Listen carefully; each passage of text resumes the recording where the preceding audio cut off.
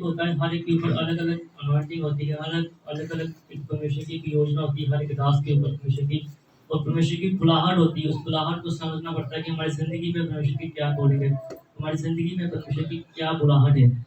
परमेश्वर का अभिषेक हर एक के ऊपर है जो परमेश्वर के हज़ूरी में यहाँ पे उपस्थित है, क्योंकि बाइबल बोलती है हमें कि धन्य है वह लोग जो मेरे नाम के कारण सहते हैं। वाचा में प्रभु बाइबल में प्रभु ने बोला कि वो लोग धन्य हैं जो मेरे कारण सहते हैं। जब सहने का समय आता है तो हम आराम ढूंढते हैं, आराम ढूंढते हैं। इबादत के समय भी हम आराम ढूंढते हैं, चर्च में बैठ कर भी हम आराम ढूंढते हैं। क्यों हम अपने जिस्म को दुख नहीं देते? क्यों हम अपनी बॉडी को परमेश्वर के लिए कुर्बान नहीं करते? जितनी जितनी बड़ी बड़ी आशीष आप मांगते हो परमेश्वर से, उतनी उतनी प्रार्थनाएं आपकी जिंदगी में उतनी प्रार्थनाएं क्यों नहीं है? आज हमारी जिंदगी में कमी क्या है कि हमारी उतनी प्रार्थनाएं नहीं है? क्यों हमारी जिंदगी में प्रार्थना की कमी है? पहले इंसान इबादत करता था खाक में मिलके। पहले का समय में इबादत भी आज से 25 साल 30 साल पहले देखो तो इंसान इबादत करता था खाक में मिलके। जहां सबसे कम जगह होती थी ना, जहां से लोग कोई बैठना नहीं पसंद करता, लोग वहां पे बैठ के इबादत करते थे, अपने आप को नीचे झुकाते थे परमेश्वर की आशीष के लिए। आज हम जाते हैं इबादत में तो हम पहले ढूंढते हैं कि वहां पे कितनी अच्छी सुविधा हो मुझे बैठने के लिए। अगर चेयर मिल जाए, अगर चेयर नहीं तो मुझे अच्छी मिले कि मैं कंफर्टेबल होकर बैठ सकूं। पहले लोग इबादत करते थे खाक में मिलके, और आज के समय में लोग इबादत करते हैं परमेश्वर के सामने अपने आप को दिखाने के लिए, खास दिखाने के लिए, परमेश्वर मैं खास हूं।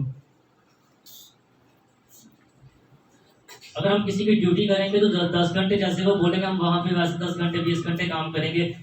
अगर हॉस्पिटल में पड़े हैं तो जैसे वो बोलेंगे सीधा लेटे रहो तो लेटे रहेंगे, क्योंकि जिंदगी और मौत का सवाल है। तो जिस परमेश्वर ने जिंदगी दी है, वो जब सप्ताह में 6 दिन हम अपना काम करते हैं, 7वें दिन जब परमेश्वर का समय आता है तो वो समय परमेश्वर हमें देखते हैं कि किस किस ढंग से हम परमेश्वर के लिए, किस ढंग से हम परमेश्वर के लिए अपने आप को समर्पित करते हैं। जितनी भी दुआएं आप लोगों ने अभी तक की, उसमें से एक भी दुआ ऐसी नहीं होगी जिसमें आपने कभी कुछ मांगा ना हो। जब से आपने चर्च आना शुरू किया तब से लेकर आज तक जितनी भी आप लोगों ने दुआ की, उसमें से एक भी दुआ ऐसी नहीं जिसके लिए, जिस दुआ में आपने कुछ मांगा ना हो। एक राज की बात बता रहा हूँ कि जिस ऐसी कोई भी दुआ नहीं की होगी जिस दुआ में आपने कभी कुछ मांगा ना हो कि परमेश्वर मेरे बच्चों के लिए दे दो, परमेश्वर मेरे घर के लिए दे दो, परमेश्वर फलाने दे दो, परमेश्वर मकान दे दो। आप मांगते हो उस चीजों के लिए जो रहेंगी नहीं।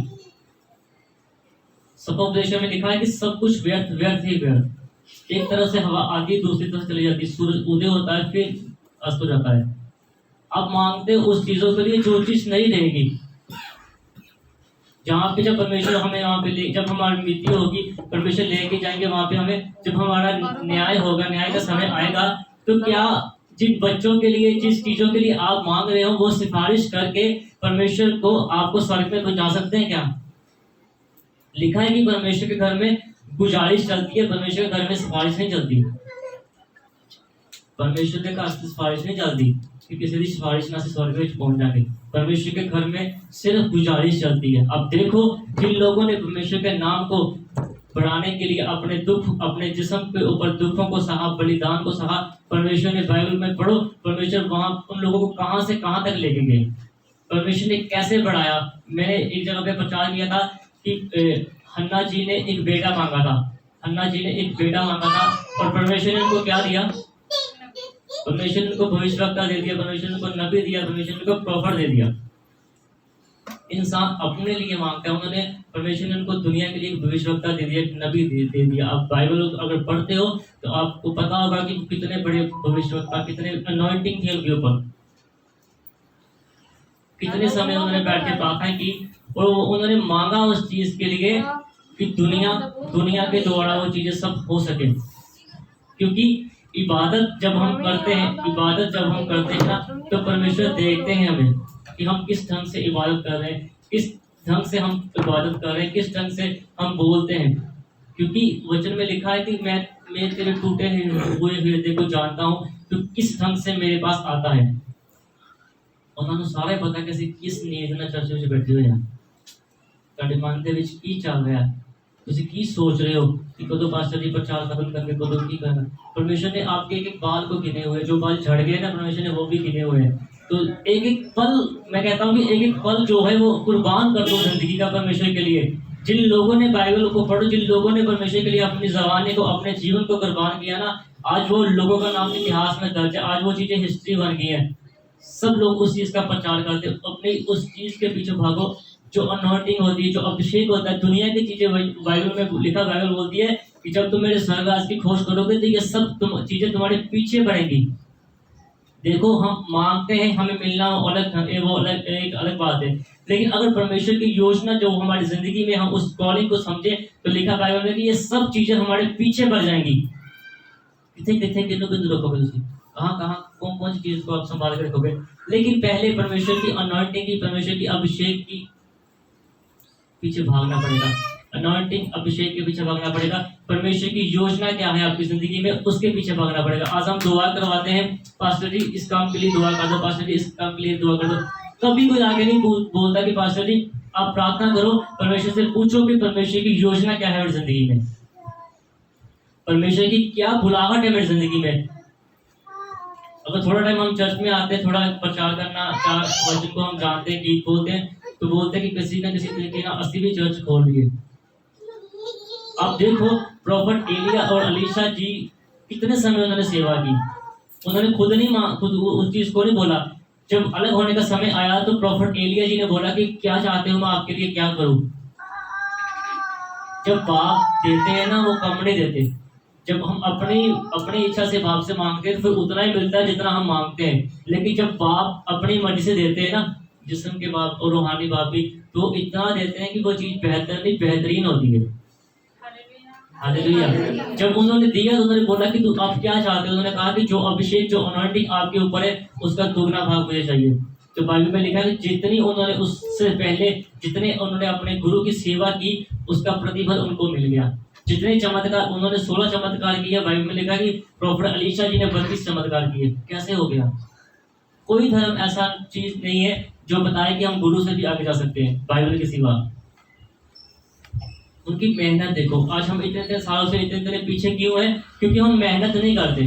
मैं हमेशा बोलता हूँ कि बाइबल में लिखा कि मेरा घर, मेरा भवन उजाड़ पड़ा हुआ है। आप डालते हो उसमें शेख में, जहाँ से आप डालते हो निकल जाता है। जितना आप अपने घर के लिए, अपने बच्चों के लिए, अपनी कमेटियों के लिए, अपने कारोबार के लिए सोचते हो, क्या कभी उतना परमेश्वर के दासों के लिए, परमेश्वर के भवन के लिए सोचा कि संडे है, जाएं वहां पे दरियों को करें, झाड़ू लगाएं, वहां पे लंगर की सेवा करें। अनॉइंटिंग, अभिषेक कमाने का ढंग बता रहा हूँ आपको मैं। जो संगत की पैरों की मिट्टी होती है, लोग तरसते उस मिट्टी को कि वो मिट्टी हमारे सर के ऊपर पड़े।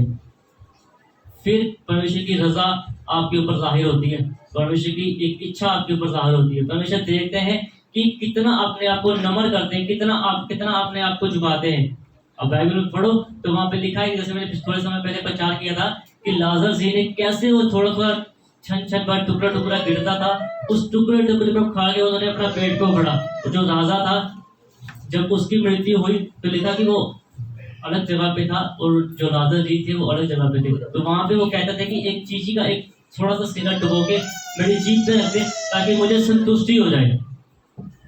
अगर हम बाहर से काम करके आते हैं तो हम कम से कम 1 या 2 गिलास पानी पी लेते हैं, लेकिन वो नर्क में सड़ रहे थे तो वहां पे बोलते थे कि एक चीज थोड़ी सी डुबो के मेरी जीभ पे रख दे। तो परमेश्वर ने बोला आपके और हमारे बीच में एक बड़ी दीवार है, कोई उधर से इधर, कोई उधर से इधर नहीं जा सकता। दुनिया में रह के, यहाँ पे रह के वो समय है कि आप इबादत करो, इतनी इबादत करो, इतनी इबादत करो कि आपका नाम स्वर्ग में नहीं बल्कि आपका नाम जीवन की पोथी में हो। बाइबल में लिखा है कि जहाँ जिसका नाम जीवन की पोथी में होता है उसको परमेश्वर भी नहीं मिटा सकते। जिसका नाम जीवन की पुस्तक में लिखा होता है, उस चीज के पीछे भागो कि ये जिंदगी है, आज है कल नहीं, ये खत्म हो जाएगी। लेकिन जो रूह हमारे जिस्म से निकल कर जाएगी, उस थोड़ा देर बच्चे लोग चुप रहो, जब रूह हमारे जिस्म से निकल के जाएगी ना, उस रूह का हिसाब होगा कि उस रूह से कितनी इबादत की आपने। अगर आप 70 साल जिए तो 70 साल में कितने घंटे आपने परमेश्वर के लिए जिया, कितने घंटे आपने परमेश्वर के दासों की सेवा की, कितने घंटे आपने परमेश्वर के लिए अपने आप को बलिदान किया। आज किसी की शादी का समय हो ना, तो सबसे पहले वहां पे हम जाके बैठेंगे, वहां पे देखेंगे क्या खाने के लिए मिलता है। तो जहाँ पे जो प्रभु का कलाम बांटते हैं, परमेश्वर की अंजील बांटते हैं, परमेश्वर का मसा बांटते हैं, वहां पे हम सबसे बाद में आते हैं। देखते हैं कि 12 बज जाए, फिर प्रचार खत्म होगा तभी जाएंगे। जब तो दुआ कराने प्रचार खत्म होता है, सबसे पहले आगे आके बैठेंगे, दुआ करते हमारे लिए। क्या परमेश्वर नहीं देख रहे कि आप किस लिए चर्च में आए हो? आप गीत बोलने के लिए, दुआ करने के लिए चर्च में थोड़ा आए, आप तो दुआ कराने के लिए चर्च में आए कि पास्टर जी दुआ कर दें और हमारा काम बन जाए। इसलिए मैंने पहले बोला कि परमेश्वर हर एक चीज को देखते हैं कि आप किस इच्छा से परमेश्वर के घर में आए हैं। तो जो लोग परमेश्वर के घर में झुक के आते हैं ना, परमेश्वर बाइबल लिखा है कि नीवे रुखन रुख फल लगता है। जो लोग झुकते हैं परमेश्वर के हजूरी में, परमेश्वर उनको कभी नीचा नहीं रहते, परमेश्वर उनको बढ़ाते हैं, परमेश्वर उनके घराने को बढ़ाते हैं, परमेश्वर उनकी वंश को बढ़ाते हैं। और जो अनॉइंटिंग, जो अभिषेक एक इंसान के ऊपर होता है ना, वो मसा और अनॉइंटिंग ट्रांसफर होता है। प्रोफेट अलीशा जब मर गए तो लिखा बाइबल में कि उनकी हड्डियों में भी इतना अभिषेक था कि मुर्दा टकराया और वो जिंदा हो गया। ये कैसे हो गया? असली जिंदे जी हड्डे को लग जाए नहीं कुछ होता, जिंदा देखे होता तो रहने जीते जी भी कुछ नहीं होता, तो मरने के बाद कैसे हो गया? एक अभिषेक था जो उन्होंने कमाया था, एक अनॉइंटिंग थी जो कमाई थी।